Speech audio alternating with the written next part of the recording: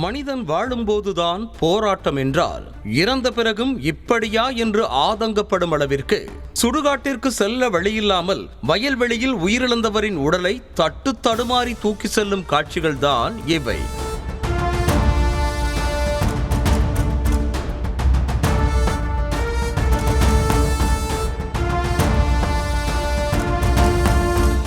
சேலம் மாவட்டம் வாழப்பாடி அருகே உள்ளது மண்நாயக்கன்பட்டி கிராமம். சுமார் 1000 குடும்பங்களுக்கு மேல் வசித்து வரும் இந்த கிராமத்தில் உயிரிழந்தவர்களின் உடலை சுடுகாட்டிற்கு எடுத்து சென்று அடக்கம் செய்யக்கூட வழியில்லை என மக்கள் வேதனை தெரிவிக்கின்றனர்.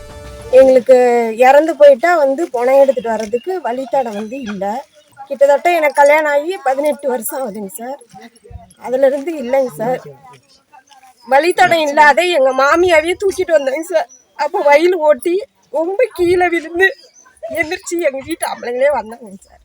இதற்கிடையே கிராமத்தைச் சேர்ந்த யாராவது இறந்துவிட்டால் அவர்களது உடலை ஊர் எல்லை வரை அமரர் ஊர்தியில் எடுத்து சென்று பின்னர் வயல்வெளியில் 1/2 கிலோமீட்டர் தூரம் தோல் மீது தூக்கி சென்று அடக்கம் செய்வதாகவும் மக்கள் தெரிவிக்கின்றனர். அந்த வழியும் சரியாக இருந்தால் பரவாயில்லை, நடந்து கூட செல்ல முடியாத அளவிற்கு ஏற்ற இறக்கத்தோடு இருப்பதால் தட்டு தடுமாறி தள்ளாடியபடியே உயிரிழந்தவர்களின் உடல்களை தூக்கி செல்வதே சவாலானதாக இருக்கிறது என்றும் தெரிவிக்கின்றனர்.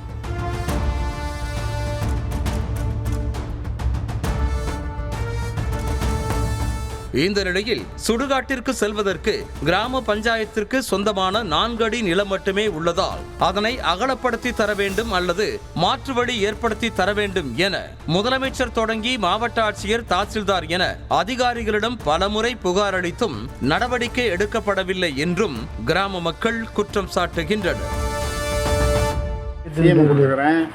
மாவட்ட ஆட்சியர் கொடுத்துக்கிறேன், தாசில்தார் கொடுத்துக்கிறேன், பிடிஎஃப்ஸும் கொடுத்துக்கிறேன்.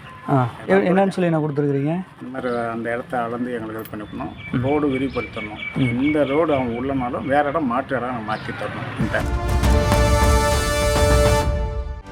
செய்திகளை உடனுக்குடனும் துல்லியமாகவும் தெரிந்து கொள்ள சப்ஸ்கிரைப் பண்ணுங்க.